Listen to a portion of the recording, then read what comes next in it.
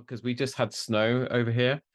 And it's like -5 at the moment, which I know for your deep winter is nothing because the last time I was in New York, it was like minus. It was when you guys have the warnings like don't go outside unless you absolutely have to, cover your mouth, don't breathe the air in, all of that kind of stuff. And my darling wife decided that we needed to go to the Empire State Building, to the very top. And I remember asking one of the guards on the elevators, like it's -10 out there. Like, what is it when you get up there? And they were like, well, it's -10 on the ground and it's like -19 when you get up to whatever that floor is. And I remember going out onto the deck Mhm. and we lasted about 5 seconds, no more. It was so cold. And then we went straight back inside and there was this pigeon, this big fat pigeon just sitting outside, just looking at us through the window. Like, Let me you in. Let me no, in. it actually looked pretty happy. Oh It was yeah. just like, Like you stay know, out. yeah, exactly. You guys are wimps, you humans, really. We're not built to survive anything, human beings. It's just that, we've been given the gift of being able to create stuff, but No, but New we, York gets, because of the river and how the land on both sides of the, like Mhm. from the Hudson, it Is that kind of the pushes everything Hudson? into a funnel. Yeah. So you have the Hudson on the west side of Manhattan, and you have the East River on the east side. So both waterfronts it makes New York. I lived in Dumbo, on like the East River side, on the east side of Manhattan, and it was legit like -9 degrees from anything else. So if it was freezing when I got dressed for work, I'd go to work and it was like nice, and I was like, oh, I thought it was like so cold, and it's not. Yeah. It's its own little climate there. But that's when it's the prettiest, by the way. When it's that cold, you could see like Staten Island from the Empire State Building. It's pretty Yeah, cool. I actually exactly. can see my dorm building where like I started my company and I went to school. I could, because it was so tall in Staten Island and it's on the North Shore. So I always kind of have like a peripheral of that building. Yeah. That's how you know when you're like going well with the Twin Towers, and you have your buildings that tell you sort of where things are. That's still a way to do it. Yeah, no, exactly. I mean, it's just for me, it's such a magical city. And it's just the things that you see that you recognize. I remember I think it's somewhere around the Central Park area, and then kind of looking up at this building and recognizing it as the building from Ghostbusters. Oh yeah. Oh yeah. Yeah, and I was like, oh, that's the building that Stay Puft like climbed up and, goes That's all hysterical. that Oh, I kind of know stuff. exactly where Rick Moranis runs out of the building. I know Yeah, exactly which yeah, building you're talking about. That's funny. yeah, And exactly. it doesn't change, those buildings. They stay. Even the firehouse for Ghostbusters is Hmm. cool. um there, I have my moments on every street corner where I'm like Seinfeld or Friends or Hmm. Sopranos, like Yeah. Sex in the City. Like I have these, like, I think in New York of media moments for sure. I get territorial about media in New York. I loved being at MTV when the youth culture of the world was watching it, but I loved being in like the third largest industry in New York, because there's finance and fashion before us. And it didn't seem like such a big deal. It seemed kind of cable programming felt more adjacent to like theater because of the proximity of like Broadway in New York. For me, Mm. it felt closer to working in theater than it did working on like a major set for a big TV, NBC, ABC, like the big networks. And I had this like New York mentality of wanting to stay here. I realized I could tour the country and as a casting director and meet thousands of people, or I could just stand still in Times Square, like, Yeah, and still meet the entire country because they pass through, yeah. New York at some point. And I realized that, and I'm very fortunate to have had a career in TV when there wasn't really much of a career to be had here in New York, and I stayed here. There were opportunities to go out west, and it would have turned me into maybe a showrunner or a production company owner, and I'd be selling episodes and series and franchises. But instead, I like the people part. In New York, you get good with the people part in New York, and I like that part, and I am very aware that New York is a transient city. So if I can stay here, and the people I'm working with can run around the world making impact, and then swing through New York on their impact tours, like that would a brilliant way for me to get to work with people. And that's like something that I don't know where I came up with that weird mindset. Like that's like some made up mindset stuff, by the way. I No, want to point that out, but I that was don't. like the boundaries that I said, hey, Mm. this works, and let's try it, and it hasn't changed. Well, you know, if you're in a pond and it's sustaining you and you're happy in that pond, why go fish anywhere else, right? Or Yeah. swim anywhere else. You know, and I kind of get that from an outside mentality. I'm gonna. This is probably all gonna make it in, so I'm gonna do the intro, and then we're just gonna Yeah. carry on because I could talk about New York all day long. I mean, that's not Yeah. all we're gonna talk about, but I've got some stories which make me understand your sentiment there totally. And I'm not even from New York, right? I've just had the good fortune to visit your amazing city so many times. So there we go. You ready, Vinny? I'm ready. I'm ready. Let's do it. Welcome to the Tailoring Talk Show with me, your host, Roberto Revilla. I'm a bespoke tailor, menswear designer, and owner of Roberto Revilla London Suit and Shirt Makers. This is the podcast where you drop in for the threads, but often leave with something quite unexpected. I talk to self-starters and creators about their journeys, the highs and lows, and the lessons they've learned along the way. If you haven't already, please support the show by subscribing. If you're listening on Apple Podcasts or Spotify, please help me out by leaving a rating and a review. Today's guest was a talent development exec at MTV from 98 to 07, involved with shows like the Osbournes, Newlyweds, Laguna Beach, The Hills. A lot of my British audience are scratching their heads thinking, what? And many more. He then went back to his agency to continue building the biggest talent and social brands, implementing procedures for talent development departments across dozens of networks and production companies. He is also the host of the podcast I Have a Podcast, where he sits down with talent he's worked closely with. He inspires a host of modern creators to be more impactful by advising media strategies that allow them to ignite the conversation and community that they want to connect with. Tailoring Talkers, please join me in welcoming Vinnie Potestivo to the Tailoring Talk Show. Vinnie, how are you? Heyo, Roberto. I'm great, man. How are you? Yeah, I'm good, thanks. Hey, Brooklyn. Yeah, Brooklyn in the house. Bow, bow, bow, bow. It's so exciting to have it. I've had a couple of New Yorkers on, but All right. I was really excited to talk to you. So we were in the pre-show talk thing that I don't know. I can't remember what us podcasters meant to call it. But we were Drinks talking without about drinks. exactly. But I get your sentiment for New York though, because I feel like if I I'd love it. been born and raised there, that I would pretty much be the same. I mean, it is really such a magical city. I mean, the first time I went there was about 24 years ago, and it was a very hot summer. It was probably late June, early July. So we talked about your winters. Your summers are like the complete opposite extreme because they're like 90 to over 100-degree stinking heat. Like you step outside and like you're pouring in sweat. Yeah. Um, Stinky. New York gets yeah, a little ripe.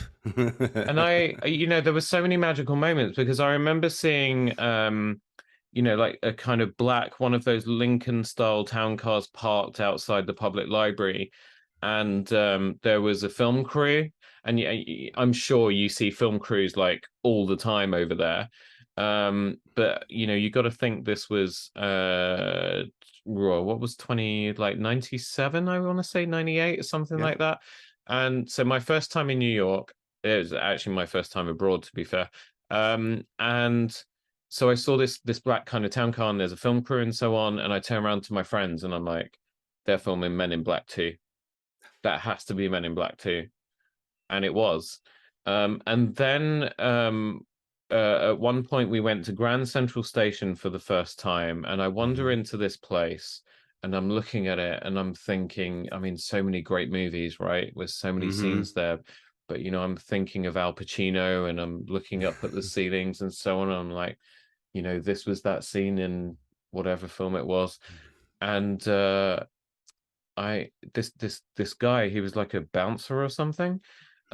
He says, "Excuse me, what are you doing?" And I'm like, "Oh, nothing. I'm just a tourist." And he said, what are you, no, what are you doing right now? And I said to him, nothing. He said, great. Join the line there and talk to your friends and just make it look like you're having a conversation. So people are going to run through in a few minutes, and I want you to look shocked and surprised and scared at the same time. I was like, what? And I look over and I see Joel Schumacher sitting in a high chair, right? A director's chair. And we look around and we're like, oh, we just wandered into a film set.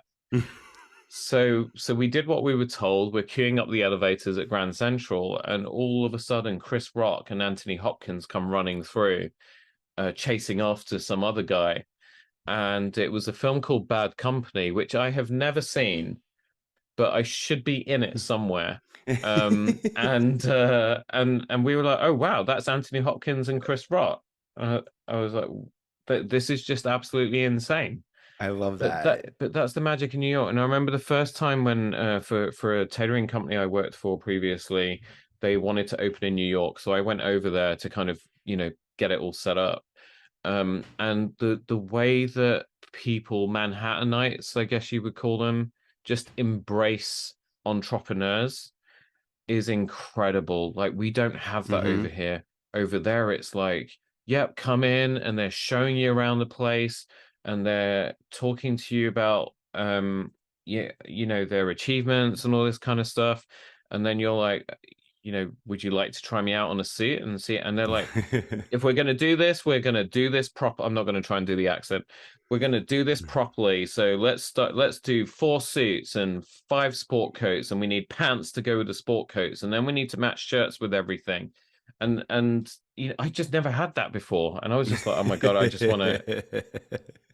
I'd move to New York in a heartbeat. Well, Trust me. you need to have clarity if you plan on getting anywhere. Otherwise, the resistance, the energy, that the New York, the city that never sleeps, there's energy that's out there. It's other people's dreams and goals that are happening. And it's not to say that you have to work against them, but sometimes it's finding, like-minded paths. Sometimes, like, that's why as New Yorkers, we have these moments where we're in each other's lives for a year, and then we don't see each other for 5 or 10 or 15 years, and then we land on the same set 15 years later, and it all seems to make sense. We've all gone through some unique journey. I too, though, have been very passionate about media in New York.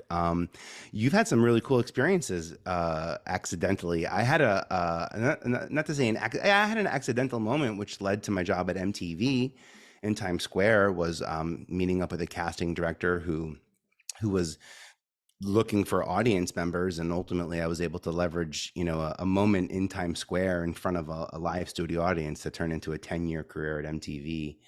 But I've been in a couple of films that were shot here in New York, and it's kind of neat when you figure out the system. There's a great company called Grant Wilfley, and he is like the king of extras casting, background casting, featured actor casting in New York, especially if you're non-union. And I've gotten a chance to be in the background of the new Sex and the City, and I was in The Irishman in like one scene. Oh, and cool. it's fun. It's fun to, as a New York. And by the way, I appreciate the term Manhattanite. I'm sure that word is used somewhere.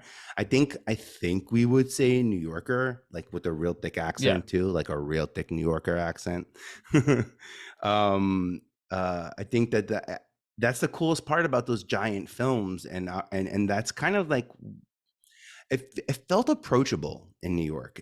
Film and TV didn't feel approachable to me in Los Angeles, even when I was in it, to be very clear. Even 2 or 3 years into being at MTV and having a staff position in casting, I still didn't feel that I could make the impact in Los Angeles that I could in New York. And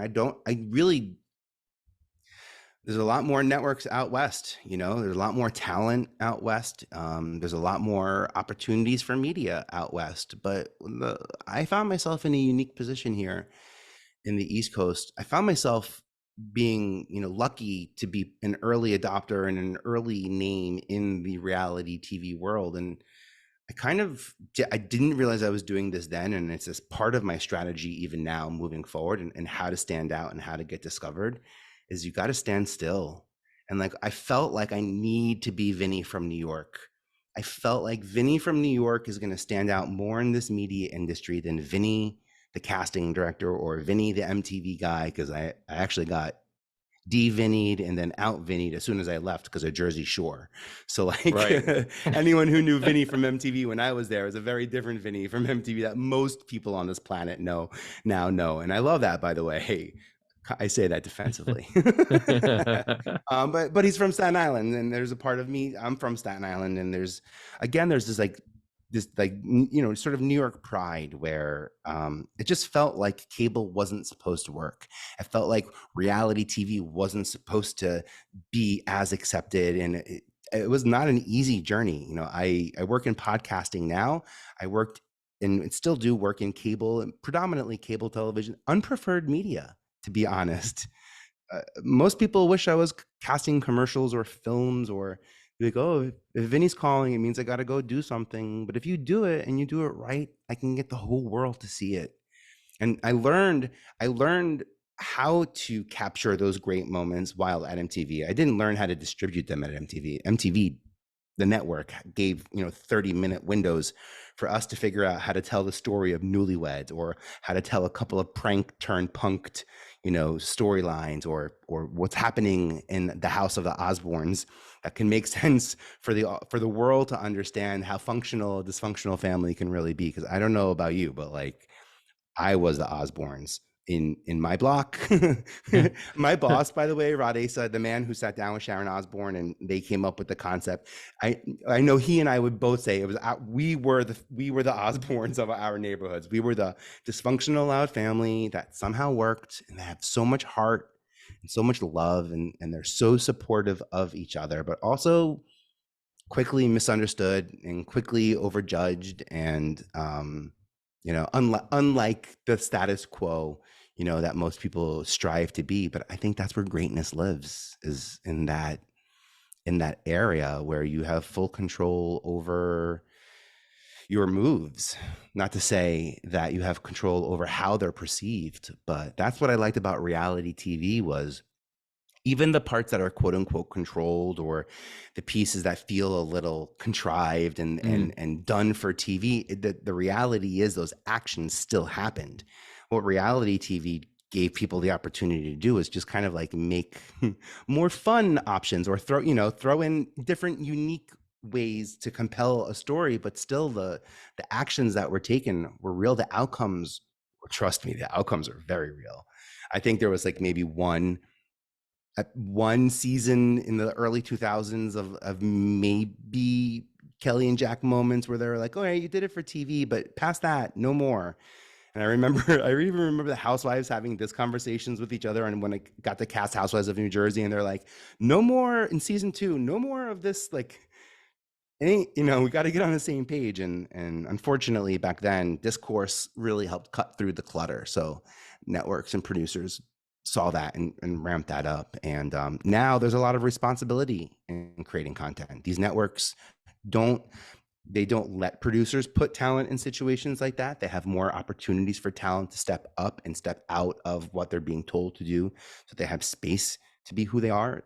The networks created more space for them to, Bethany might not like being on Housewives of New York because of XYZ, but she likes being on Bravo, so we can keep her on Peacock and try a different format. And so they're finding unique ways to work with talent. I can identify with that. That's what I did at MTV. And it's what I do now with business owners who own their podcasts, who own their content, who, by the way, maybe you don't even own your podcast. Maybe you're a podcast guest like I am right now, and you just get to own your story on someone else's podcast who, thank you very much, Roberto, spends his money and time creating and crafting this media so that I can get my message out there. And they're like, no, this is cool. This, by the way, what we're doing now, this is like what reality TV casting used to be like, except I cut my voice and me out, and then I just send the network you with some photos and some music in the beginning. You know what I mean? This is Roberto, and I just hit send. This is really cool what we have the ability to do now. And I'm not talking about the networking part,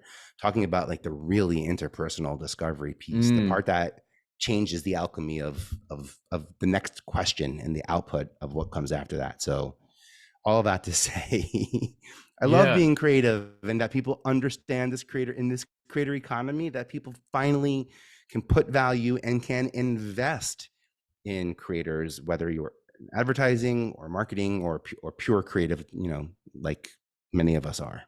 Yeah. I mean, it's really funny. God, there's so much going through my head now. Um, so I Spaghetti need on the to wall. Let's see what sticks. exactly. I need to make a decision right now as to where I want to kind of take you. Um, well, you know what? Actually, let's go with my first thought as you were talking there, because what I realized is that I mean, you're at MTV late 90s. Hmm. You're really one of the pioneers of reality TV and these shows. And I remember my first experience of reality TV was, things like Big Brother over here, Hmm. which we kind of found really odd because why would we want to just turn our televisions on and just watch hours of just people actually most of the time not really doing anything, right? Um, but then, there's this thing where people just love looking out the window at other people rather than at what's going on in their own lives, right? We don't like holding a mirror up to ourselves. And I think that's where initially maybe some of this success of reality TV first kind of kicked in because it sort of it took advantage of that very sort of human trait. But also thinking about it, it was kind of the precursor to social media because Hmm. reality Absolutely. TV, right? Before reality TV, who were our celebrities? It was the actors that you came to know through successful TV shows and movies and so on. Then reality TV comes along and starts to create stars out of people who the world did not know about before. And unless it was a show like the Osbournes, we all knew who Ozzy Osbourne was. We might not have known his family, Hmm. but because we knew who he was, and there was this kind of morbid fascination with him because he's comes across as legit crazy through a lot of the stuff he got up to in his Black Sabbath days and so on. But these other shows that kind of kicked out, like correct me if I'm wrong, but Jersey Shore and other stuff, the Hmm. people that were cast on those shows were completely unknown. They were not actors or actresses or musicians, whatever. They were just people. But then they became celebrities. Then social media really, really kicks up a few gears. And you get the advent of Twitter and then Instagram and so on. And nowadays we have TikTok, which again is creating celebrities out of nobodies. And the whole market's changed. But I wonder what it's like for you, having been at the very beginning, the dawn of all of this, to now, kind of what you've seen over the last 2 decades. And whether you think it's kind of developed for the better or whether it's turning into a kind of scary monster. Yeah, I mean, look, I think the advent of podcasting is proof that we appreciate stories, we like being shared, we like being heard, we appreciate being seen. It's an important part of how we communicate globally and within our communities and external from our communities. Um, uh, so I think for sure it's been for the better, and I can go through that timeline a little bit too. MTV was born in '81. In '81, music videos were born, and MTV says, we're going to give, they look around the room and say, artists a couple of $1,000s. They already got great music. They seem to know what the community, the kids, the culture is all talking about. So who better than to empower them with a 3 to 4 minute video presentation of what they stand for, and we'll put it on air and we'll get behind them. And at first it was rock, and it was a very sort of 1970, imagine all the imagine the swank of advertising in the 60s and 70s. Imagine this one motley group of rock guys that just dig rock music, and they're like, our Hmm. time's gonna come and we're gonna make our platform. And then finally the '80s hits, MTV comes, they say, we're gonna create music videos. Now artists have 3 to 4 minutes of video time, of storytelling time. It changed my life. I saw sexuality in a way that I had never even understood. No one was even writing about, that I could see now on screen. I saw gender roles being defined. I saw unique relationships. I understood love triangles, and the highs and the lows of like what we were talking about were coming from the perspective of the artist. And then in the late 80s, Mary Alice Bunham and Jonathan Murray get together, these two people, one with a news background and one with a soap opera background, and their agent says, work on a project together. And they say, well, what if we did something where it was like real people, but then we dramatize it?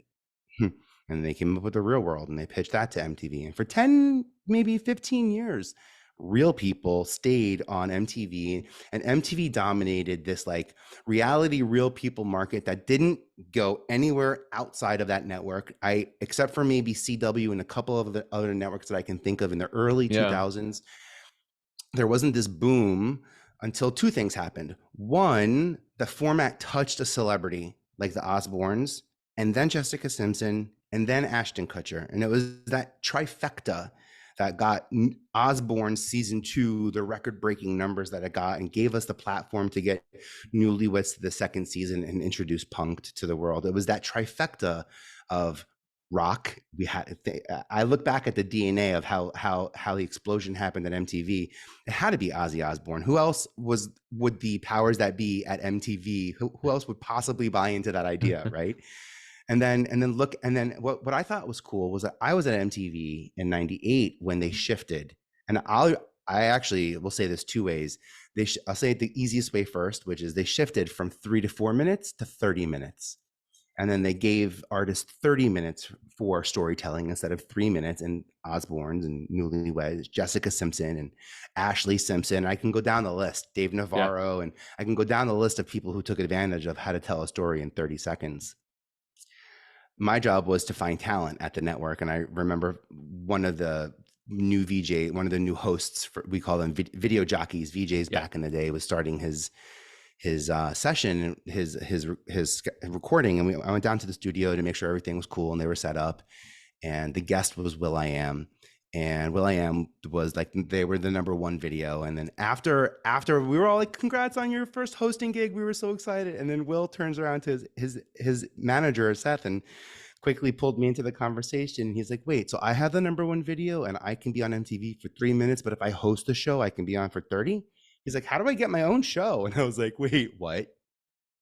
That's a brilliant idea. Like, you would, I mean, I think they're terrified to ask you that. Like, I think everyone's had that idea, but no one thinks you would ever do that because you see the value in being in front of the audience for 30. I made 2 quick phone calls. I take 0 credit other than being a steward of opportunity. I was a coordinator, so I knew to call my boss and how to set it up. But it was in listening that I realized that the timing was right. MTV had relationships with management and with labels because of the financial relationship to support music videos. And I was at MTV when cable started playing more music videos. And then suddenly there were more music videos being played outside of MTV than on. I mean, ESPN is playing music videos. And then MTV launched VH1 and MTV2, and then Fuse was launched, and Much Music and other platforms started popping up as cable expanded. It was YouTube, the culprit, that really, if you ask me, kind of took the magic away from the music video on MTV there. But it was that 30-minute window that we gave people that changed their life. And I say, when I watched MTV, I remember when, like, it felt like the kids had the camera. It felt like the kids had the camera. We have the camera. We have access in the room, and we have the camera.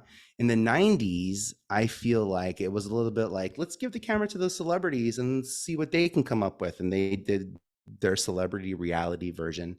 And then in 2007, which is the year that I left MTV, they took the camera from the celebrities and gave it to the audience. And that's where Laguna Beach and the Hills and Jersey Shore. And as that's happening, Facebook opens up to the public in 2007. Podcasts are added to our iPhone as a media property that we can have here. And suddenly I realized in 2007, damn, this media world just got big. And I was the guy in talent telling the stars of the Hill and Laguna Beach, I was like, don't go on MySpace or Facebook. If people have access to you, they're not going to watch the network anymore. Like, I actually really believed that they were tuning in because they cared about like what's going to happen next. And that's when I realized that they just like the process. They don't care what happens next.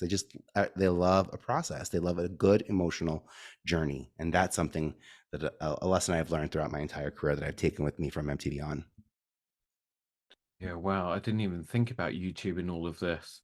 It's But really funny that we. Jackson thing, that's what it was. It was the Mm, Jackson Nipplegate that when that happened, YouTube came out with a stat that said this is the most YouTubed moment in YouTube history. And we were like, oh, so like you're tracking that level of data. And like this is gonna be interesting. mm, And then in 2009, there was a writer's strike here in America. So yes. all the scripted projects stopped, which left a huge window of opportunity for me to connect with all of the stars that were no longer available for scripted projects to either become executive producers or stars of their own EP projects or to create production companies that went on to create it. So like there was a lot that kind of like lined up, unfortunately, for the talent boom, but you needed celebrities, you needed those experts, you needed people. The format was proved, but it wasn't proven until, to be honest, I think Osbournes and then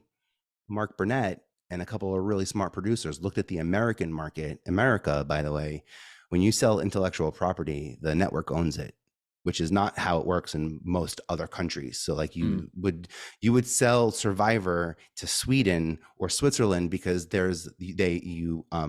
you remain partial owner of that property, and then you turn around to America and you license the project. And that's the power in owning your content. And that's why I'm geeking out about what we're doing right now, to be hmm. really honest, because you own this, Roberto. Like Nick Yeah, Cannon doesn't own Wild 'N Out. Ashton Kutcher doesn't own Punked.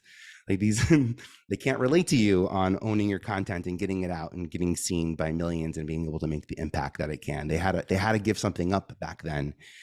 And I don't know about you, but I know, I am aware that this podcast industry is growing, but I can't name as many new podcasts as I can as many new platforms that have arrived, especially on my Apple. By the way, every plus out there, every press that I'm aware of, just got some type of press council. It seems like the space like quadrupled overnight. So I can name more platforms than podcasts. I am not. If that's the case, then I can't wait for Walgreens, for drugstores and supermarkets and Disney to even become podcast directories. That they shouldn't have to make podcasts, but they can just be an organizing principle yeah, around us, so that like-minded people. I can even see countries. I can see the state of New York, the city of New York, made in New York City. Podcasts made in New York City. Imagine the ways people want to start searching and finding people. If you own your podcast, if you own your story and this content, or if you're doing what I'm doing, which is showing up and letting someone else own it, but I'm bringing my stories, like, and I'm intentional. Like I'm talking about names and stuff like that. I want you to have this stuff. I want us to be successful together. And I believe that the space is growing, but it's not growing at a speed faster than we are. We are what's making it grow. It's our yeah. episodes, our shows. We are the alchemy of what is expanding. And I know that to be true because I was there when it did it in reality TV, in unscripted TV, and I feel like I got to be part of major shows that defined what happens next. And we have Yeah. this opportunity now in podcasting. It's huge because, like, I mean, you said there that, I mean, podcasts appear in 2007. I kind of vaguely remember because when did the iPhone arrive? It was like 6. 2006, really? Yeah. Oh my God, I'm really old. Because I've had every single one since the first one. Yeah, or maybe And 2007. Maybe it was 2007. I actually remember maybe my first '07. iPod in '07. The iPods in '05 because it was on podcast. Yeah, it's on podcast because Mm, podcasts weren't added to the iPod until 2005. Until then, they were just something you would find on the internet. yeah, but people didn't really kind of know what they were, right? There was no kind of No, big YouTube fanfare was kind of over. the preferred, right? It was like podcast or Yeah, YouTube, and I feel like because there's like YouTube kind of podcasts. won. What's a what podcast? What's that? It's a bunch of people speaking, and I can download it through an app on my whatever. I don't understand it, and because even today, right? So people fall into one of two categories. Either they say to me, because it was like, can I see you on Thursday afternoon? No, because that, I'm recording an episode of my podcast. Oh my God, you have a podcast? Oh wow, that's so cool. And then they get their phone out and they're like, what is it called? Okay, I'm subscribing and yeah, I'm gonna listen to it. Oh my God, that's amazing. And suddenly you're elevated in their eyes, in Hmm. that tiny, tiny microscopic part of the universe. You're suddenly elevated to some level of celebrity status. I say I'm at level Yeah. Z, but and sometimes I'll get people who'll come into my workroom because they're going to get measured up for clothes, um, and they book their appointment online, and they come in and they see me greet them, and they're like, "Oh my God, it's you!" And I'm like, I mean, who else would it? Who else would it be? They do exist. I'm listening to, He does but I exist. was literally listening to your latest episode on the way in here on the subway or tube, we call it. And you're like, yeah, okay, so what, right? I mean, my podcast isn't, it's not like I'm Joe Rogan or anything, right? Neither would I probably want to be. Thankfully. Yeah, you wouldn't be here. But then you get other people, Vinny, right? And he'd be like, oh yeah, I've got a podcast, and nothing. Hmm. Sorry, but what's a podcast? Oh, okay. Well, and then I don't even know how to explain it. But they still don't know what it is. But that's the Hmm. point is, 15 years later, it's still a kind of immature market or opportunity. Like there is so much opportunity. I know the big explosion, it seems to be kind of happening in steps. So, during moments of crises, so in this country, podcast listening went up a level during around about 2016 when we were going through the whole kind of Brexit referendum thing about whether we were Hmm. going to tear ourselves away from Europe or not. And Hmm. that was quite a tough time for a lot of people. And the economy took a bit of a hit. People, there was unemployment and so on because of all the uncertainty. I remember certainly for me, that was when I started listening to podcasts because I was like, I might as well check this thing out. And then I suddenly found it was like I could curate my own radio station and actually have people keep me company while I was walking this new dog that I had that I, didn't have before and all this kind of stuff. Puppy Um, training, I know it well. Exactly. And then the next explosion came during the pandemic when we had this explosion of new podcasts hitting our universe, right? Hmm. Because people suddenly not working, they're sat at home, they got nothing to do. I was certainly in that situation. I was like, I've been on a guest on a couple of the shows. I like the format. I can't reach my customers right now during this thing that we're going through. Maybe if I start a podcast, I'll be able to just get into the ears of some of them and just keep them company for as long as this pandemic lasts. I never meant to continue podcasting afterwards. But then I also found, and I think a lot of podcasters find this, especially the ones that show up regularly, like every week, and they're constantly producing content. I get to meet people like you. Yeah. My, my world is elevated by the people that I meet, and with Zoom and everything else as well. There are no geographical restrictions, and people that are coming into shows like this one, they like hearing stories, but they also want to be inspired, and they also want to know that they're not alone, which is, the kind of part of really the purpose of my show. Initially, when I set it up, it was to talk about tailoring and to do a little bit of tech talk, and then maybe to have one of my Well, you stick clients to on what as a you guest. know. Yeah, you got to stick to what you know. I mean, the worst thing you could do is start a podcast and throw out the most interesting and unique facts and the things that you know most. I think you have to start there, to be honest, Yeah. because what better place to grow from? It's not about, right. It's not about starting off correctly. It's like, hey, if I'm going to Hmm. grow, I might as well grow from like a place where I actually believe in myself, because other when that space between what I am doing and what I could be doing, when that gets too large, too big, when that gap becomes gigantic, that's when, for me, that's when the insecurity, that's when the doubt, that's when the imposter syndrome sneaks in. And sometimes I have to either do two things. I either have to restrict myself. I have to say, Vinny, I know that I'm talented. I know I know I think I can play the piano, but now is not the time to play the piano. Just stick to vocals before you try to be the whole band. And that really helps me lower that space. And then sometimes I realize I have to step up a little bit. I have to be like, Vinny, pick up a cowbell or or a tambourine and get in there and like get some percussive going in there so you can satiate that need to want to play another instrument and find a way to close that gap between what you could be doing and what you are doing. That helps me. There are other ways that you could look at that some people would look at that as like a mindset way to help you get to the next level. I don't think about walking up the stairs. I'm in an upward stair journey. Forward is my action.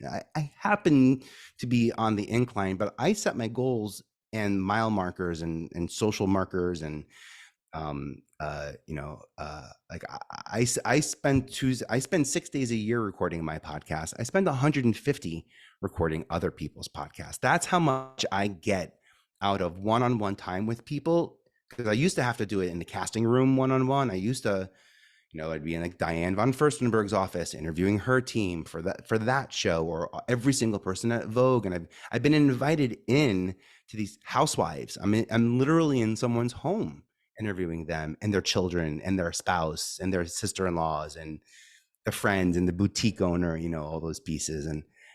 And I think of all of that to say, I loved surrounding myself with people who appreciate output. It's one thing to create, it's another thing to make sure you were hitting publish. And so I was attracted to musicians and TV stars and actors and radio personalities because they have an output. And I think the thing that's really neat about podcasters that separates us from influencers, and I think there are influencers that are podcasters and podcasters that are influencers, and we're all creators. So I want to put that out there. Right now, as a creator economy, there is money going to something called creator marketing platforms. These are like all-in-one platforms. It's like a website that a brand can hire to say, I don't know people with 1,000 followers who like podcast, but you have the algorithm and information. You find them for us, and then you hire them for us, and we'll pay you, and you handle them talking about our product, and you pay them, and you do the legality of it. And then this way we can get marketing, and we can work with creators and be impactful, and you can manage, the minutia of the relationship between creator and brand. I have over 50 of these platforms on my website on vpe.tv/hub that I've put up there, because this is a place that anyone at any point in their journey of listening to this conversation, or you don't even need to have social media, because you need to connect your social media accounts to these platforms for them to see who you are. But this idea of putting my name on a list for opportunities, like that's what it takes. Like I make $500, $1,500, sometimes $3,000 a month, even more sometimes, rarely, by the way, because I'm kind of new to this content working with brands sort of space, because I thought that I was a podcaster. I thought all I could do is get paid for advertising and sponsor my podcast. I didn't realize that brands are spending money giving it to creators because they're allowed to, because the KPIs that Instagram and Facebook taught brands are social indexes of success. The KPIs, the key performance indicators of what you could be buying for, are out there. So call me a creator. It's my creative job to make sure that when I'm executing this campaign for you, I have a microphone, and I'm making sure you see me as a podcaster or as a social audio expert. Like I don't want to get confused for talking about a shaving cream, but what I would love to talk about is the fact that I can shave and podcast at the same time. It's one of those fun podcast skills that us podcasters get, it's like, and what better, and I got to get paid for it too, by the way. And I show people how to get your name on the list, get discovered. That's crazy to think. You got to put your name on a list to get discovered. I won my first Emmy last year, and I realized I'd never won an Emmy. 25 years of being in TV, I didn't win an Emmy. I wanted to ask you about that, because I have you as, Vinnie Potestivo. It's kind of like in the title, Emmy right? Award winner. So tell me about that before we get onto the whole being discovered thing again. It's all part of it, though. I realized that I was doing something to hold back my visibility, my discoverability. I realized that I didn't apply. I Ah, realized if I want to get paid by these creator marketing platforms, I need to apply, give them my name, give them cooperate, give them the data they need, and then let them find me. And when I literally realized that I'd never even been nominated for an Emmy, and I was like, well, how come I've never been nominated for an Emmy? Well, in my industry in TV, up until about 4 or 5 years ago, there was no Emmy award for right. unscripted casting. There was for producers. So Hmm. I was pushed to be a producer in my career at MTV because the producers of the Osbournes won awards. So I always wanted to be a producer because that would qualify me for for awards and the accolades that came with my eye from bringing in the talent that ultimately the shows were really based on. And I realized that there's national Emmys and local Emmys are broken up here in the States into about like 19 categories, territories. I became very aware that I needed to pick a media type. So I really honed in on documentary because of my unscripted Right. background. I put out some energy about like what kind of content would I want to be associated with. Like I'm usually someone that's an addition to the team. I'm either starting the idea or I'm being added to the team for talent or distribution purposes. Hmm. And I found a friend of mine who was looking for distribution on a project. It was called Red Flags, and it shows the journey of a woman out of rehab, the 60 days out of rehab, where Right. intervention is like we intervent and then you go to rehab, and then in the TV show everything works out magically. I've been the child of parents who've come out of rehab. I know that the hard work happens, shortly thereafter. And what are the red flags that I can be looking at for me and for them? And I got to win my first Emmy with Kevin Harrington, who was like is the first shark in Shark Tank, by the way, the one that Mark Cuban took his seat. Kevin Harrington created the TV infomercial, so like that to me was gigantic. Distribution and television and talent development. That's what I see in that guy. Jeff Hoffman, who was the first CEO of Priceline and sort of gave us. Jeff Hoffman created the kiosks at airlines when we go to print our Hmm. tickets instead of having to Yeah. wait in those. Like these are really cool people who've done really instrumental things to make my life better, and I get to win an award because of my 25-year background. I got to win my award with those people, and it makes it so much sweeter, and it makes it so much more rewarding to get to have that experience with them, and to have that much meaning tied into a project. But I was laser focused. I knew what I wanted. I knew what needed to happen. I knew how I wanted to win. I knew because I know how I want to leverage that award. It wasn't about winning the award that made me victorious. It's Yeah. about you getting to put it in the introduction. It's about maybe that's what helps me get my next big speaking gig. I've got my first big speaking gig coming up in 2023 because of podcasting at a convention called Podfest. So it'll be my first main stage moment where I get in front of thousands of people and really get to have ownership over my experience of who I am today. And that's to say I worked really hard again for Mm. that opportunity, and Yeah, podcasting is neat. it wasn't just this kind of lightning moment. No, it This is, you've worked for this over a, very long career. Yeah, they don't Congratulations. necessarily, the steps don't always stack on top of each other. So, sometimes you really Mm. have to work hard to connect them. And that being said, I could say this: 25 years, 27 years doing it later, time certainly helps you look back and put purpose and recontext, and maybe put different bookends to stories that we created it for one way, but it had an impact in another. And that's the sort of the non-linear part of media that's fascinating. That that just this month I have a show on Netflix now that's in like the top 10. And it's cool to see my name in a credit again on something that everyone's watching. But I also cast that project 20 years ago called Laguna Beach. And it's because of a podcast that made that show popular again, that got it back on Netflix. So people say, how do I get my show on Netflix? I'm like, cast something 20 years ago and and then wait for humanity to figure out that what you did then was right, and let them come back and then imagine what they and now the finding. Oh, I just love it. I love that story because it's a very rewarding journey for me as a creator, and a reminder that there is a very nonlinear path to success in content. Maya Angelou says the more creativity we spend, the more we have. Warren Buffett says, the more money we spend, the less we have. So why do we want financial and emotional, financial and creative, fiscal and creative, success at this? It's wonderful if it happens at the same time, but often you buy the ticket to the movie before you love the movie by the end of it, but you buy the ticket before, so that doesn't happen at the same time. We have this urge to want everything to, to click, convert with an emotional and a fiscal kind of value. And I got to be honest, time is a bandit. So either work with it, or I don't know what to say. I don't know what the other Yeah. option is.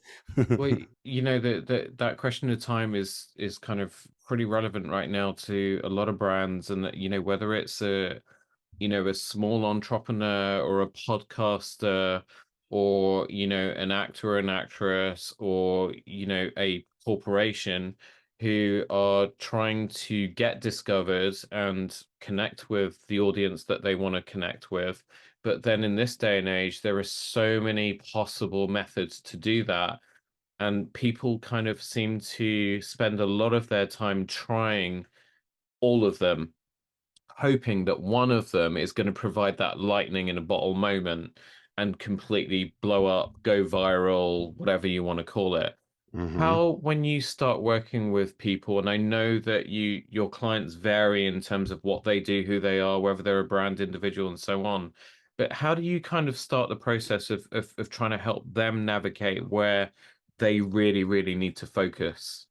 Yeah, where they can shine. It's really the Mm, place where they can convert the most, to be honest. It's the best place to start is often the place where you want things to end. So for me, I push a lot of energy to LinkedIn because I like the accountability, the social accountability of LinkedIn. I like the corporate accountability of LinkedIn. I like the tenor of conversations on LinkedIn. I like the intent when people log on to that network on LinkedIn versus, maybe if I was a comedian and I was looking to try to make people, I was trying to grow my brand as a comedian, then I might turn to Instagram and give you an emotional, rewarding follow and experience, because that's going to give you more funny moments to share. And giving you funny moments to share, you think you become funnier. There's two things that actually happen. There's, you think you become funnier by sharing funny things, and also your ego is fed. You are giving your ego this opportunity to say, I discovered something, I shared it, I gave value to whoever is watching this, we needed to see it, and I we found it we for all them. become, Vinny in 1990 whatever. We become the guy standing in Times Square discovering talent, right? And we have ability to. And here's a funny part about this. Do you know when there's a moment where you're like, oh, not that actor again, oh, not that song again, not that movie, Mariah Carey again?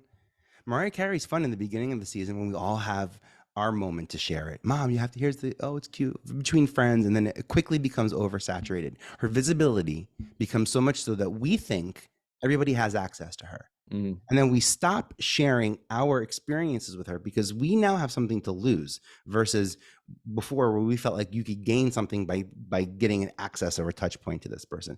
So increase in visibility could actually really, really hurt you, in the sense that it makes people feel like if someone else already has access to you, and if I were to duplicate that energy, then I look redundant, I look not in touch, I wasted time, it wasn't as valuable as I start to resent that person. I start Mm. to resent their appearance, the song, the movie, and then it's the season, and then it's the year, and there's this dismissal, disgust piece to it that we build, our ego builds a relationship because it no longer serves us. I love a Mariah Carey song. I'd love to share it with people who haven't heard it yet, but I also have to find a way to make sure the people who have heard it find it as valuable as me. And there's a mindset piece there to discovery that with more visibility could come in marketing. It's sort of a marginal, diminishing marginal returns Mm. is a technical term for it. But there's this moment where visibility hurts the brand. And I realize it's not about visibility that leads to discoverability. You don't need more visibility. You need more shareability.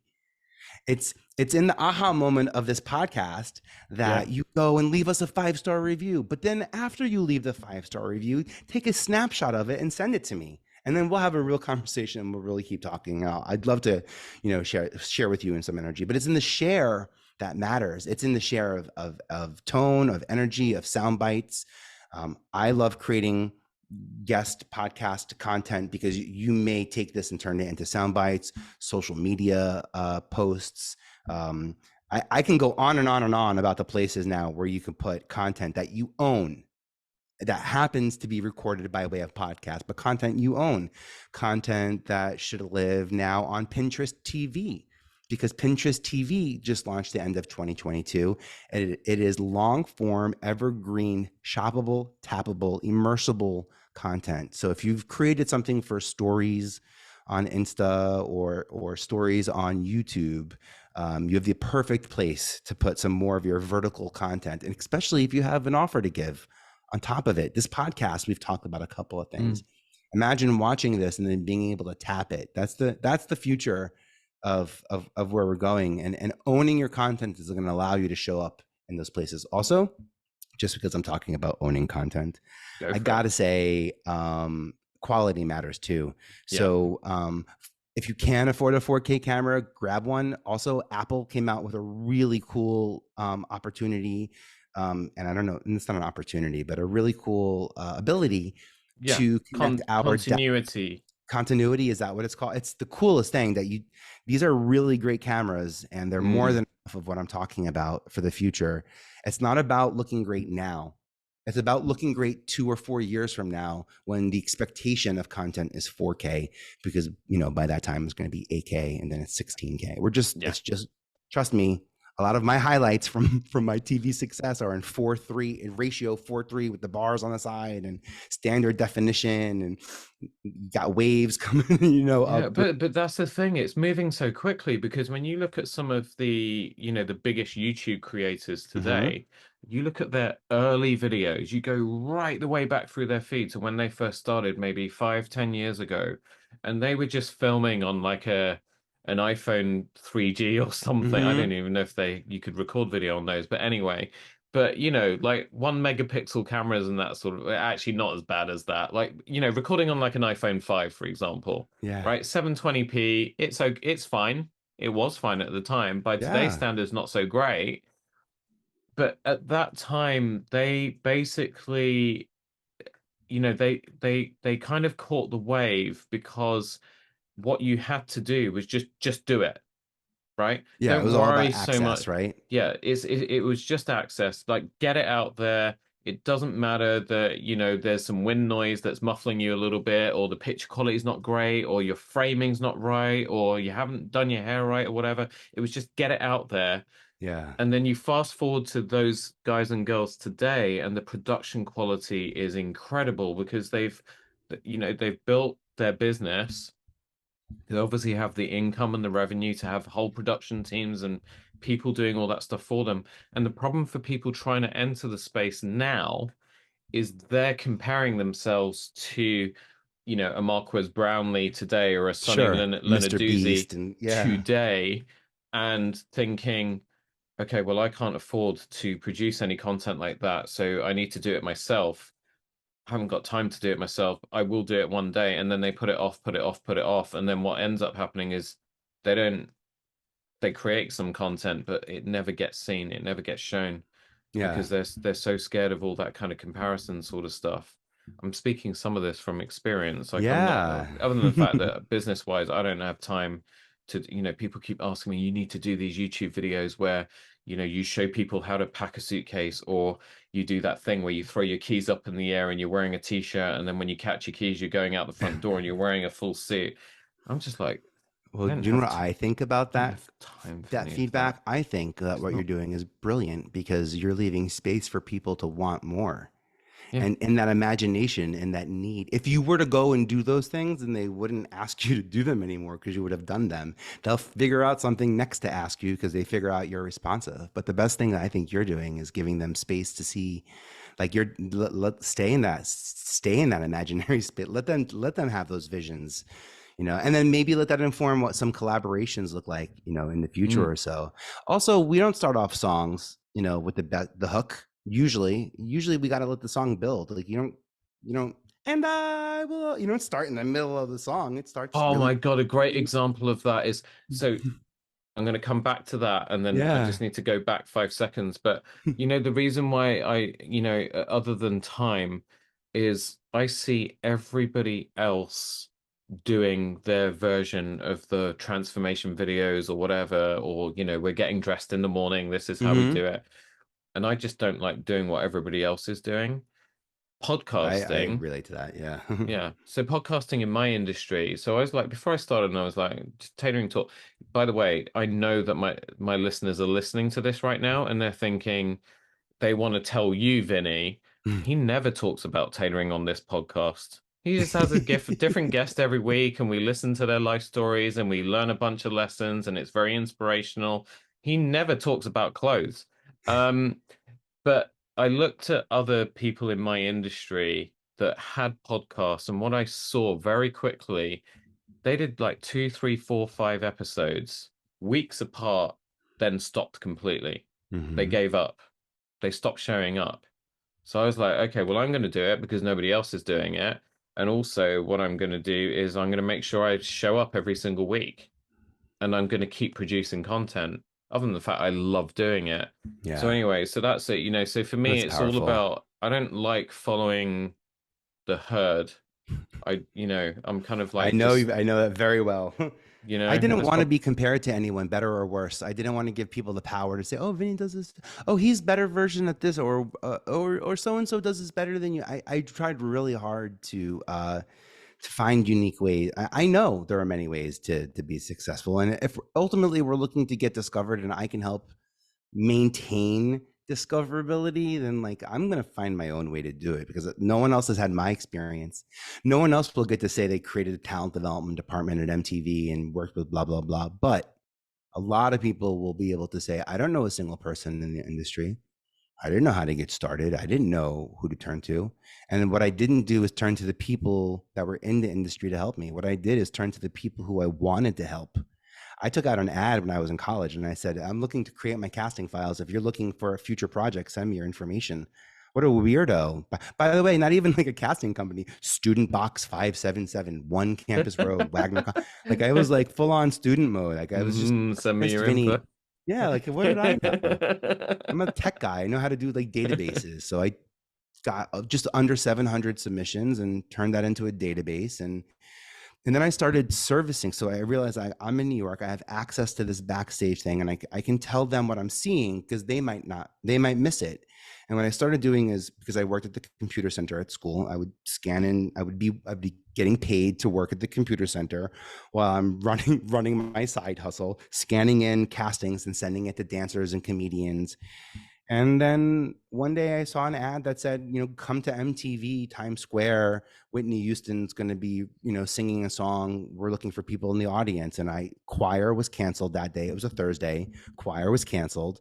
And I thought, well, let's just go. I turned around to my suite and I was like, let's go. Let's go to MTV. See, see Whitney Houston. Like, what a weird thing that's even like a real like sentence. And we went. And I got to meet the casting director and the team there. And they asked me if I would ask Whitney Houston a question. And my question was, what was it like recording with Mariah Carey on a Prince of Egypt soundtrack? So I practiced. And then Whitney comes out for the big moment, and I see the stage manager say, okay, this is the kid Vinny from Staten Island. He's going to ask you this question. And I see Whitney say, I'm not answering that question. What? Good, Huh? different question. I was like, no, You didn't like have a my plan B. dreams. No, I was like, this was, but I had so much fun practicing and I Yeah. could be more, and I got to do it with my friends. And I turned to the casting director. He was like, oh, I'm so sorry. I'm so sorry. I'm like, oh my gosh, I had a blast. If you ever need us to come back and do this again, or you need more people, let me know. And he's like, actually, tomorrow, they just told me 20 minutes ago we're casting. I need a very Busta Christmas special, a Christmas special hosted by Busta Rhymes, who's going to read nursery rhymes and sort of in his Busta version. And I said, wait, I have a whole database of people. Yeah, I would love to send out. I can bring 30 people in tomorrow, no problem. And then that Hmm. turned into, can you help us cast the Whitney Houston It's Not Right, but It's Okay video? And I was like, yes, but this is casting and I'm going to have to get paid at least $25 a person that I give you. And that was literally the start of it all. And to be really honest, I only have this career because I started these tools and this doing something to help the people that I wanted to help. When I launched my podcast, I made a decision I was going to go back and interview Mandy Moore and the celebrities that I had worked with to make sense of what I had gone through. I realized I wasn't going to get to have hosts on my podcast. So I created I have a podcast.com, a place where I can profile you with your name, and I got it approved by Google News and Bing PubHub and Yahoo News, and it's aggregated and it's like a real news site just so I can add value to the guests that I'm making. And then I realized I was like, wait, can I put my podcast out on that platform too? Because like it's called I Have a Podcast, and my Yeah. podcast is called I Have. Like, well, if it's good enough for everybody else, it's got to be good enough for me. Literally, it's unfortunate, but I need other people in my life. Otherwise, I wouldn't. uh, Me having a 4K camera is a result of me sitting down with Jamie Lynn Sigler, and I was like, Jamie, how do you have such? I have the newest iMac. How do you have such a great camera? And she's like, oh, you have to get this little connector thing, and you bippity boppity boop. And I was like, wait, I'm choosing to put me in standard definition. I wouldn't choose to put a guest. I would always want the best for a guest. And here I am giving myself less than what I would give someone else. By the way, the story of my life, coping mechanisms turned into superpowers. Yeah. Glad I didn't have to get bit by a spider to get, to get to where I got in life, but it wasn't I, easy I getting. love how you use a New York superhero reference there. It was either Men in Black or Spider-Man when you were talking about your movie moments. I was wondering who was going to run out of the library with I wish it had but been the right. set of Spider-Man's my favorite superhero growing up. Um, Yeah, sad news yeah. by the way for Henry Cavill fans. I don't know What? if you saw what just came out from. No, We're getting a new no, Superman in the future, no, so yeah. no. Sorry, we'll have to Does that talk mean off. he? Well, I know I Could that agree with mean? you on Does this. that mean he might be James Bond? I heard that they would. I heard Ooh, that they'd done the gun barrel test with Aaron Taylor Johnson for Bond already. I like the gun barrel test. I like that. Yeah, yeah. Apparently they've shot that, and Oh, if they go with him, they're going to unveil him in March next year. I'd be up for that. I saw Bullet Train recently, and whilst that film is, take your brain out, leave it at the side, yeah, but yeah. it's Brad Pitt, so and he's just effortless. I hope I look that good when I'm in my late 50s. Um, but Aaron Taylor Johnson kind of rocks up in that as I don't know if you've seen it, but he's basically, Brad Pitt is an assassin. He's on a bullet train in Korea or Oh, wherever it Bullet is. Train. Oh Bullet yeah, Train, yeah, yeah. yeah, yeah, yeah. And Aaron Taylor I haven't seen Johnson that yet. is That's Aaron Taylor Johnson is basically the train is full of assassins, and Aaron Taylor kind of gets on with his partner in crime, rocking this beautiful British Navy pinstripe three-piece suit. And I thought to myself, I could see him as 007 one day. And a week later, I read all the rumors that he's screen testing at the oh moment. yeah. All He's such right. a chameleon. I think he'd do a really great job. Well, how about on on our next episode, you talk about casting, I'll talk about tailoring. Yeah. By the way, I get the question a lot about like, what should I wear? What should I wear on TV? What should I Mm, wear for this thing? What should I wear for a job interview? Especially if it's yeah. on camera. And my response is always wear how you want to be remembered. It's not even how you want them to feel or what you want them to interpret about you. For me, it's always just been like, how do you want to be remembered? Was this a dress up moment and you got Hmm. dressed up and you left them with a refined moment, or are we coming in cool and roll back and authentic and al dente and Yeah, yeah, transparent? Like so for me, that response has always been dress how you want to be remembered. That's the visual imprint that you have yeah. control over. See, I get that question more. So if my clients are going to do like a media appearance or something, they ask me Hmm. that question. So it's actually really interesting to get your take on that from a completely different perspective. Because when they ask me that question, I just go back to my own experience of being on television. I was on a game show once, like 20 Yeah. years ago. I won, by the way. Yes. It I and lost. I was on the weakest link and lost. just so Oh, you know. really? I was the, Yeah, I and she's so mean. She said, "Oh, Vinnie Potestivo, you are the talent scout who came and forgot to bring talent. You are the weakest link. Goodbye." That was my exit. Mine was like you were with four other strangers and you basically got kind of split up at and then you basically would get asked questions about yourself and they had Hmm. to figure out if you were faking it or not. Interesting. And then at the very end, basically everybody kind of voted for the person they thought was the most honest or whatever, and then whoever was the winner got a check for like I think it was like $5,000.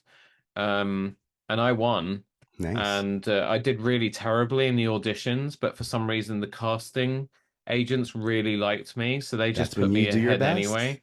Yeah, and Don't then they I told me, and then totally agree. so on the wardrobe question, so and when I won, right, they handed me the Hmm. check, and then the casting agent came over and said, "We're really glad you won because the whole team, the whole production team, really liked you, Oh, and we were really rooting for you." And that was really, really nice because I'd been made redundant at the time, so I was kind of like yeah, looking for work. And anyway, whatever. So my answer to that question when people ask me what should I wear, I'm going on television or yeah. whatever, is informed from my experience of that because I remember that I had to take like several different colored shirts and other stuff, and then the wardrobe people would then look at it and be like, "You can't wear that because of the way the camera glare will be because there's checks in the fabric. Can't Oh wear yeah, that it'll color; it's too buzz. strong. The buzz, yeah, Mm, exactly." So I always answer that question weirdly from a technical point of view, good. Yeah. but I love your answer because it's really, really important, for them to dress the way that informs the impression that they want to leave people with. Yeah, the camera is tricky for sure, but also if you're wearing a busy shirt, it's a busy shirt. If you've got a lot Mm, of patterns, you got a lot of patterns. It's the idea is to be mindful of. Yeah, by the way, the all blacks, all whites, shine. There are certain technical things to stay away from, but but also that's why I say like think about that. Like sometimes a sheer shirt is completely appropriate because you want people to see that you have a tank top or a line under here or something. There's times for that. So it's I like keeping it sexy. I like being like just remember how you want to dress the way you want to be remembered because that's what dressing does. It's not even about the first impression, to be really honest. Generally speaking, if you're going on camera, the visual, the what you're wearing is probably not the first impression or the number one thing. It might be your voice, your eye contact, and maybe some of the physical or audio stuff that I can point out that will probably mm, resonate louder than what you're wearing. You can wear it and then you can go on camera and then be like, "What color was my scarf?" And people would guess and be like, "I didn't even have a scarf." But like, yeah. so the details that we see. By the way, that being said, I lost a little bit of I'm 45, so this is my first year of glasses. Let's put it that way. Oh, And congratulations. I'm the same age as you, and I've been oh, wearing cool. glasses since I was like 6 years old. Wait, this has been a blessing. I've had pretty strong vision, so I see things the way I see them. And I expect other people to see them the way I see them, which has always been a detriment to me in my career is not knowing what I don't know, but knowing that I need to push the boundaries. Mm, So even when I'm like creating podcast episodes now, I will look at my podcast the artwork, and I will wear my glasses and see what they look like normal, and I will put my phone down on the desk and take two steps back and see what a percentage of this world might see my podcast. And it's been really cool, to be honest, to be able to have the ability to put myself in a situation where I now understand how other people can see things. It completely changes the way I deliver, a message if I'm alienating or not connecting with a certain audience of people because of the visual components of it. So really mindful of all those pieces to it. It all matters. That's the stuff to me. That's the stuff that impresses. yeah. Those are manners almost. And it's like if I was a guest at your house, and I thank you for letting me be a guest on this podcast, but it's like my Oh, you're manners welcome. that I would hope you would remember were um, maybe a couple of cheesy taglines and my personality and stuff like that. But I would want you more than anything to be like, oh, I'd love to have Vinny back. It's not because he's smart or knows what he's talking about or has worked with blah, blah, blah. It's just that I like the experience, and whatever happens in that experience, I'm open to, and that maybe that's again a strange, weird, unique mindset. I don't know, but that's my mindset, and it works for me. Yeah, no, I mean that in itself is really insightful as well. That um, almost taking off your glasses and putting yourself in your audience's position. What do they see? And whatever it is, I mean, obviously, it's something that in my day job I have to think about constantly all the time because there are so many touch points with what I provide to people. I had a WhatsApp message from someone that we sent his new suit out to because it was for a big event and he was going to be speaking on stage, and he's quite a big, powerfully built guy, and he's had tailors before. None of them have been able to fit him properly. But he sent me a WhatsApp message and he's like, bro, the suit's just arrived. When I took it out the bag, I looked at it really, really carefully and I looked at all the fine details and so on. And you really knocked it out of the park. This I've had suits made before, but this is just by far. And it wasn't, he's like, I don't know if it was an accident or if, and I'm thinking to myself, no, it's not an accident. I have to look at everything I create from the customer's point of view Mm-hmm. because at some point they're going to receive it. And I try to deal with the podcast in the same way. So certainly when I first started, I don't know if you found this as well, but I was editing every single episode to within a millimeter of its life.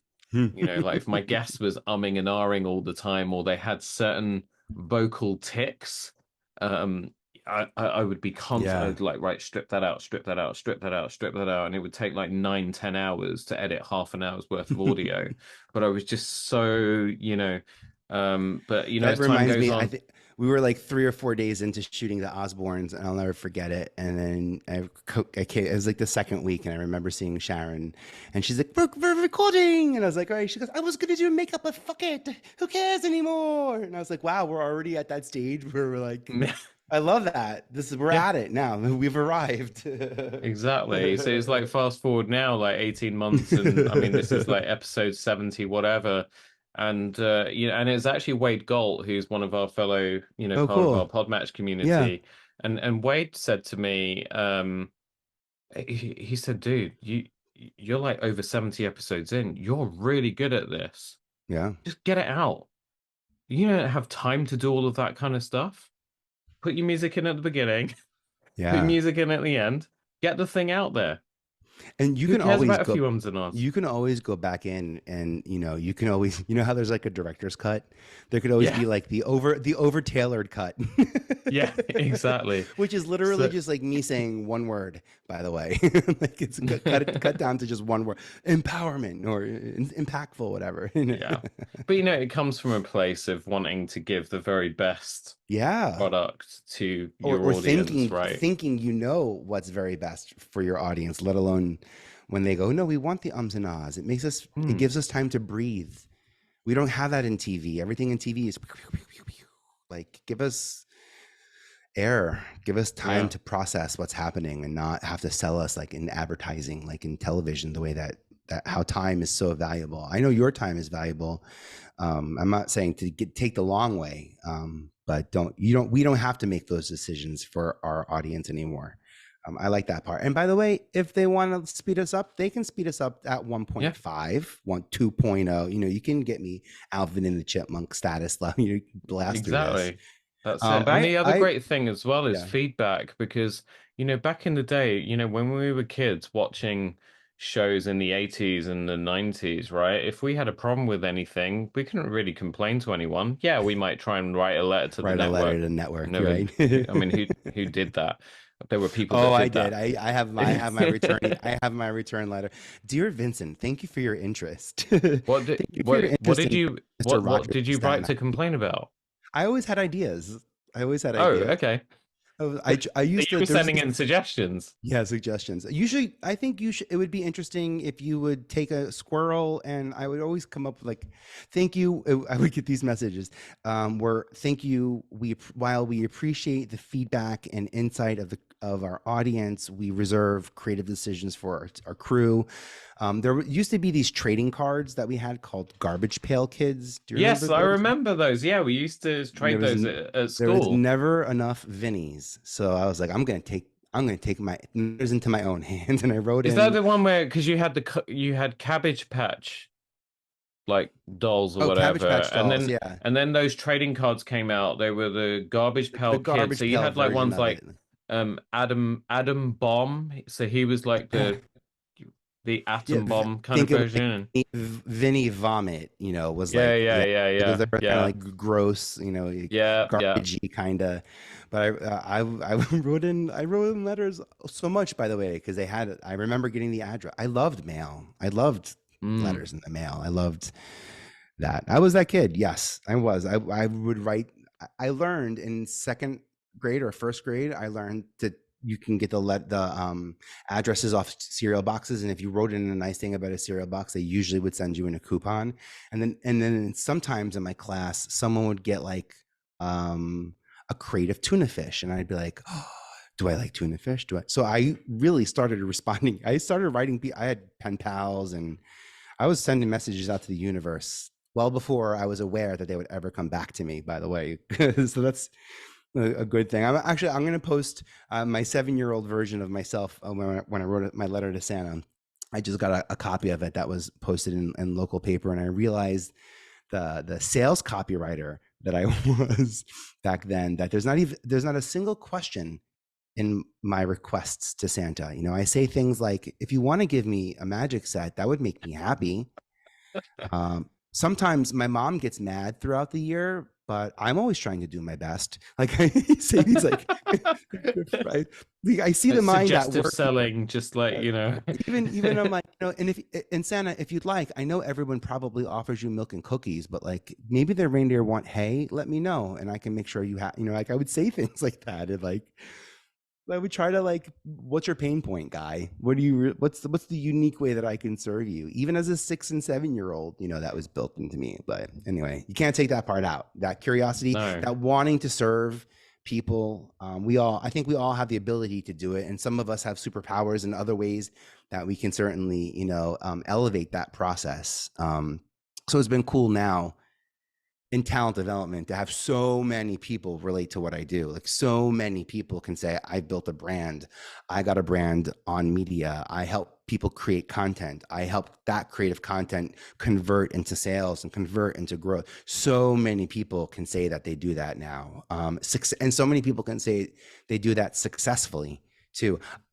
I have a 25-year background in a very specific way of doing it, and then also maybe about like say 7 years in doing it in the digital space the way that I love doing it now. And it's no better time to be a creator than like where technology and this where we all are right now. It's a really cool time. Yeah. And thank No, you for this, by the absolutely. way. Thank you for the space and like getting to geek out with me and talk about all of my favorite things. By the way, these are things that help people stand out, to get discovered, to be more visible, or visible when it matters, and shared when you can be. And it's being shared. It's not just seeing your favorite concert. It's wearing the T-shirt when you're grocery shopping and having that moment of community. I think that, by the way, and just one last thing I want to say, if you come out with a podcast and it's a couple of episodes, there's no harm in that. Podcasts don't have to be every single month, every single day or week or even year, to be honest. I think in the future of podcasting, we'll see more the way that we have, micro series on TV, 5 episodes, Yeah, absolutely. more finite, episodes. It's about how you leverage it. What you get to do coming week to week, you're a source for Yeah. me, not just for content, but for energy and decisions. Like knowing that you will be there every week for me empowers me to listen to you, because I know I could potentially make decisions against what you have to share, versus being a source and being an evergreen source for people where you're getting tremendous visibility. You don't need to be part of any additional conversation to reap the rewards of having offered out that information. But as long as you're leveraging it, you can't just put it out there and then leave it there. And maybe it'll get discovered. Maybe the TikTok algorithm, whoever is out there that pushes things to go viral out of the middle of nowhere, maybe it'll happen, sure. But you have a lot more control over Yeah. your destiny if you have ownership of your content and control over where you're visible. I know that for a fact. Yeah, no, absolutely. Someone asked me, especially when I first started, they were like, what it's like, what's it like? What kind of traction are you getting? And I'm like, I I get like a handful of downloads a week because when I first started, and I'll be like, but promoting it, I guess the best analogy I can give you, it's like you have that friend who's an actor and they get their first break and they're in a play, Hmm. and then they start rehearsing and then they get the first show dates. And then they start telling all their friends and they say to you, come to my show, come to my show, come to my show. That's pretty much what putting out a new podcast is like. So you kind of you kind of do your interviews and then you do your editing and then you hit the publish button and it's out there, but then you got to tell people it's out there. And Yeah, but that's it's where you like, start. but no one cares that you have a new show. No one cares that you have a new guest. No one cares that you even have a new song, by the way. But they do care if you can give them an experience while seeing a new song. They do care about the things that you're teaching, not necessarily the way that you're delivering it. So to my point there is like, yeah, we come out with new episodes, but as long as we're not saying new episode out on Tuesday, because no one cares, not even the people who are aware, who love your podcast, no one cares about new episode, but new opportunity to learn about this, new Yes. insights with so and so.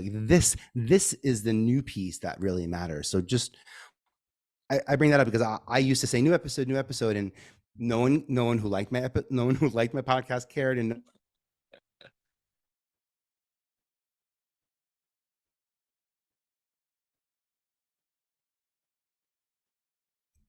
Vinny, yes, I lost you just as you said no one who liked my podcast yeah, cared. no one who likes my podcast cared that I had a new episode, and no one who didn't understand what my podcast was about cared because they didn't understand what the podcast served for. So really landing on those gems, really being transactional, and not Is holding, not holding the best behind. We think, oh, we'll tease them to come. No, tell them exactly what they're going to get out of it, and then let yeah. them come get it. But the great thing, and thank you so much for today. You're an open book, right? And you have Hmm. given so much of yourself. I have had some interviews which were so hard because the person they'd come on as a guest and it was to sell whatever it is that they do. And and it was Yeah, like pulling teeth trying to get the conversation going because I'm just basically just trying to have a conversation and get to know you, and then through the process you have, I mean, I can't wait to listen back to this, and this is definitely gonna be one of those episodes that I listen back to multiple times with a notepad and pen because you've given so many great teaching points. But that it's like some guests that I've had, especially early on, where they're trying to sell whatever they're trying to sell. I'm just trying to get a conversation out of them, human to yeah, human. But their eyes, you can tell, usually you can tell in the eyes, right? They're distracted because they're just waiting for the opportunity to get their thing, but they don't want to give too much away. And that just it just never works, right? yeah. I'd had to, some of I those I've just had to. I just don't believe that we should be wasting our time selling products in podcasting right now because there are other ways to leverage that content that can help you get the sale. I can put ads in this episode. I can ask you after we're done recording this if you'd like to add an ad in the beginning or the end. And I mean, I don't have anything to put an ad into, but I'm just thinking of the ways that other people might be able to create content that really matters and then find ways to sell without having to make that content. Again, this comes back from that duality of needing my content to be emotionally and financially rewarding at the same time, Hmm, and often emotionally rewarding for who? Me. I'm emotionally rewarded when you get it. yeah, You're emotionally rewarded when you receive it. These are exactly. often two off But that's different times, and it really helps me keep a healthy mindset to yeah. collaborating in this space. Try and get across to people the concept of using the time and space when you're in a situation like we are in right now to give some value and just kind of let people get to know you. And if they like you, they'll want to find out more about you. Yeah. And maybe they'll want to work with you someday, By the way, right? there's more to find out. That's just a fact. I don't think Exactly. Yeah, it which just is is what what it brings is. It me, doesn't which maybe they want to know more about. There's a lot more to learn if you really yeah, care, yeah. like all of us. Which, brings me to the next thing, which is we're going to have to book another date to get I you love back it. on because, I we've love got it. so much more to talk about, right? By the way, for everyone listening to this, this is the goal It is very difficult. One of the most difficult things you will do is doing something first. The only thing that is more difficult than doing something first is doing it again. Second is like the goal. Second is get the invite. Thank you very much, so much, Roberto, for asking me to come back. Get the invite, come back, show up as a guest, as in your most gracious way, to not be. By the way, if I would have focused on, I don't. It's so funny to say this, but like, I don't. I'm not selling anything because I don't want the good times to end. I'm not. There isn't to say there's more to come because I've held back. But I think that what we've talked about here in this, if I was listening to this, there's a lot of action that can come from this, a lot of Extremely. steps that can happen. And I open up my inbox on LinkedIn. I ask people to reach out to me and connect with me prior to when you think you might need me to help you make a decision or a way to elevate what you're working on. How you might make it, and then I can help you take it to the next level, right? So there's ways that I open myself up to be a steward to success and also support you along the way. That's why everything I talk about, I have every piece of tactics that we've shared in this interview on vpe.tv/hub. There's no gate, there's no information. I just need to make sure you're supported with this information that I'm sharing with you because I'm here to inspire. Like I want you to ask questions, but I want you to have those answers. And I don't want to be the person that holds you back. In any way. I don't want to be that person, especially in TV. I didn't hold you back because you had to go through a certain gate in television to get access to the distribution. So I wasn't holding you back. I knew where to meet you. Here, you have so much control over when and where and how and with whom and why you get discovered. I really like empowering people, business owners, brand owners, podcasters, guests, or hosts to really, take ownership over the content they're creating. Yeah. Absolutely. No, thank you so much, Vinny. We're definitely going to be doing this again for sure. And you've already done the call to action, but I'm going to do it again. So people obviously can find you on LinkedIn. So I'll make sure I'll have your link in the show notes. And also check out vpe.tv/hub. Vinny has some other links as well with some great value content. So I'm going to put those there. And also check out the podcast. I have a podcast, which I think is a brilliant name for a podcast, by the way. And as a podcaster, I've already hit the subscribe button, and I'm looking forward to becoming a student of yours. Vinny, thank you so much. Have you had fun? Oh my gosh, can you see my cheeks are hurting actually from smiling so much? I hope you can hear it in this podcast if you're not watching us where this video is available, if it is, but the cheeks are permanently red. I got Santa Claus cheeks on this one. It's a good one. Awesome. Yeah, I'm like recording on Zoom because I've got the video recording as well as the audio. So I'm saving all of these up and I will be doing something with them Cool. one day. Bits and pieces. Yes, exactly. Well, like you said, right? When you write a song, you don't necessarily get the hook straight away.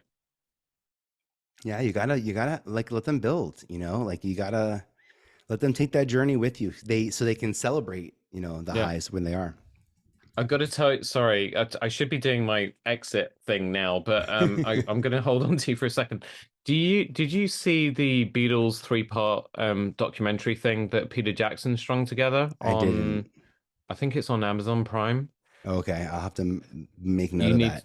Oh no, maybe it's on Apple TV Plus. I don't know, but anyway, it was heavily promoted. You gotta watch it. Like he's cut together lots of archive footage, and it was from that period when the Beatles basically were about to, they were kind of coming to the end, and they basically had to produce an album and then tour with it, but they only had like just over a month, and this thing didn't exist. They had to write the songs, and so you've got these four guys who, the cracks are starting to appear. John Lennon's already kind of, his head's out of the game. He wants to go and do other stuff and so on. McCartney's trying to hold everything together.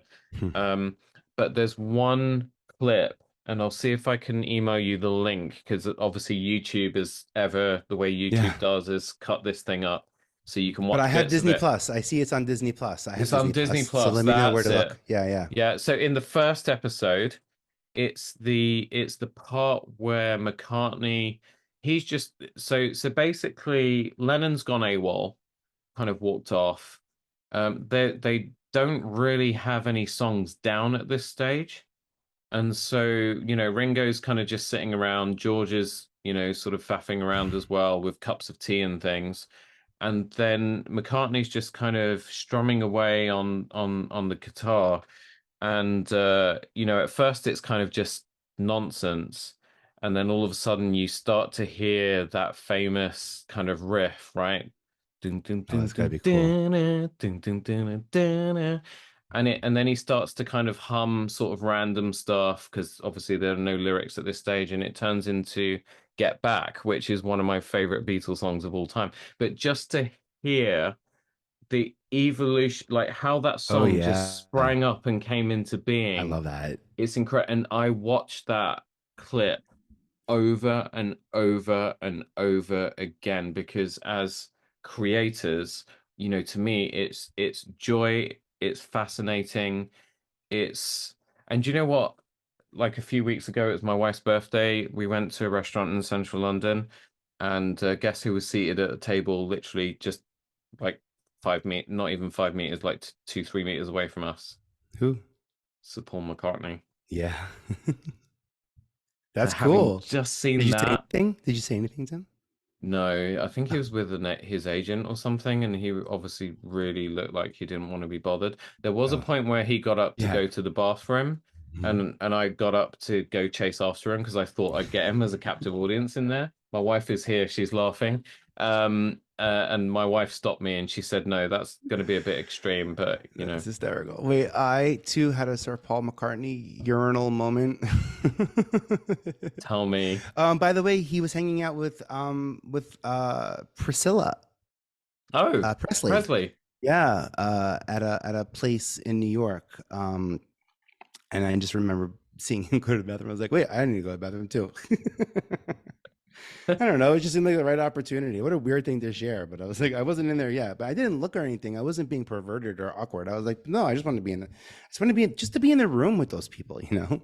I That know. story sounds weird out Shares of context. share the same airspace. Exactly. That's exactly Exactly. it. I love that. I love that. Maybe that's exactly it. And yeah. By the way, he was on the phone and he didn't wash his hands. So I was like, oh, I'm out of Um, here. This is yeah, I looked really carefully when he came out of the bathroom because I kind of hung around in the lobby of the hotel where we yeah, it had looked dinner weird. just to see.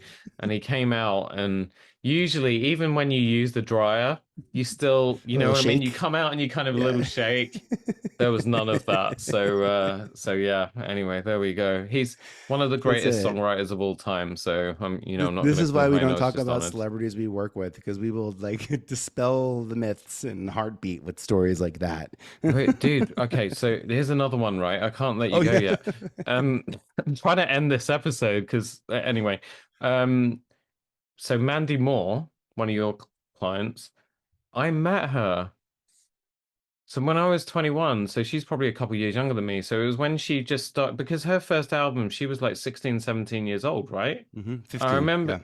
Okay, and I remember one of the physical characteristics that interviewers always seem to mention in every interview in music magazines and stuff at the time was the fact that she was quite tall, but she also had very big feet, or has very big feet. She's like a size 8 or 9 or 10 or something. 10. Oh my gosh, 10, that's so right, there you funny. go. Yeah, so like I'm a US 12. But anyway, so I was in a Starbucks just off of Times Square, that same trip hmm to New York where I ended up on all these japes. And and I'm looking at this, attractive girl, and I'm thinking to myself, she looks like Mandy Moore. And then I sort of looked down and I was like, okay, it's Mandy Moore. But I said that bit, I said out loud, and she just turned around and looked at me as she had her coffee in her hand, and she said, "Yep, I am." And then she walked out, and I was like, anyway, there we go. That's hysterical. It's when the inside voice meets the outside voice. That's cool. That's cool to think maybe you saw her in New York? Yeah, Oh, maybe I was it there because was she was it here. was it was a There's good. it would have been in those MTV era, and that would have been there's like this Big Brother Vinny that comes out Mm. when the 15, 16, 17, 18-year-old Mandy is working at MTV. I'm the guy walking around with beach towels covering up, like trying to create some space in this like fishbowl of a studio we were in Times Square. But we talk about that, Mandy and I. We talk about that in a couple of episodes of my podcast about the experiences we went through at spring break, New Year's Eve. New Year's Eve is coming up. It's wonderful to be in Times Square if you have a talent pass to go to the bar. It's on my bucket list of things to It's do, which is to be in New York at Christmas time through New Year. Christmas time is fabulous. Yeah, sign me up for that. But like, there's no bath. There's adult diaper sponsors for the New Year's Eve show in Times Square. So I don't know. For me, I'll wait till I qualify to be in that audience due to like whatever reasons, and then that will be my time yet again. But I was there. I was there for Y2K. I was there for the year 2000, and I feel like I was there. I took the risk. The lights didn't turn off. The party kept going. Yeah. The good times. But thank you again for this. Oh no, you're so welcome. And thank you all so much for joining Vinny and I on this episode. Don't forget, Tailoring Talk is on Instagram at Tailoring Talk Podcast. And I love feedback, so please email me at tailoringtalkpodcast@gmail.com. Remember to subscribe, rate, and review. You can also click the share button on your player to send this episode on to people you know. It might help or inspire. And if you're enjoying Tailoring Talk and want to help and support the show, you can buy me a coffee at buymeacoffee.com/Roberto Rivella. Have a great week. Be good to each other. And I'll see you on the next one. Bye. Thanks, Vinny. Thank you. Bye. See y'all next time. Thank you.